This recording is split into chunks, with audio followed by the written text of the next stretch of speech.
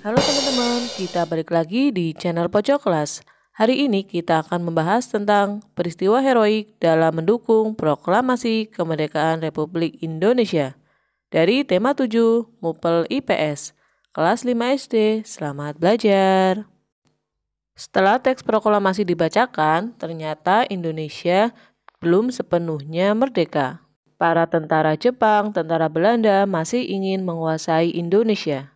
Rakyat Indonesia pun tidak tinggal diam. Mereka berusaha mempertahankan kemerdekaan Republik Indonesia dengan melakukan berbagai aksi heroik di beberapa daerah. Salah satunya adalah pertempuran heroik di Yogyakarta. Sejak 26 September 1945 terjadi perebutan kekuasaan antar Indonesia dan juga Jepang. Para perusahaan dan juga pegawai pemerintah melakukan aksi mogok agar Jepang menyerahkan kantor-kantor pemerintahannya kepada Indonesia. Yang kedua, ada peristiwa heroik di Surabaya. Terjadi insiden bendera di Hotel Yamato, Tunjungan, Surabaya. Tanggal 19 September 1945, orang Belanda mengibarkan bendera merah, putih, biru di atap hotel. Kemudian rakyat Indonesia menyerbu hotel tersebut, menurunkan benderanya dan merobek warna biru. Kemudian bendera itu dikibarkan kembali dengan warna merah putih. Yang ketiga, peristiwa heroik di Semarang. Tanggal 15 Oktober 1945, pasukan Jepang melakukan serangan ke kota Semarang dan dihadapi oleh TKR dan Laskar Pejuang lainnya.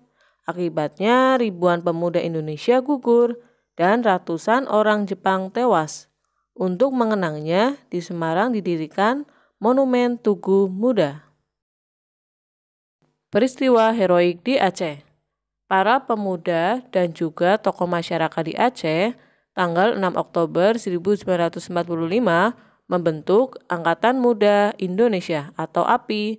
Mereka merebut dan mengambil alih kantor-kantor pemerintahan. Selanjutnya mereka mengibarkan bendera merah putih dan juga melucuti senjata tentara Jepang.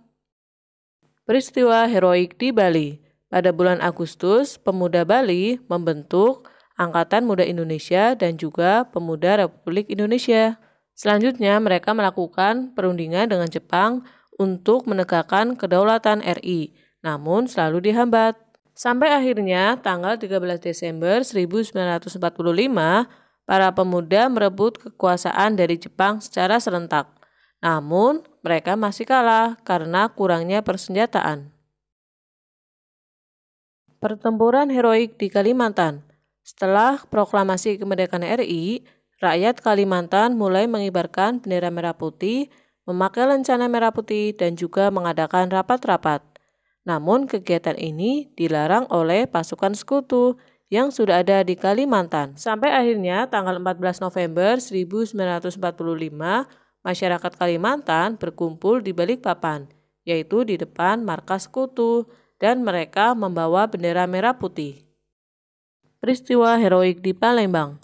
Pada tanggal 8 Oktober 1945 dilaksanakan upacara pengibaran bendera merah putih yang dipimpin oleh Dr. A.K. Ghani.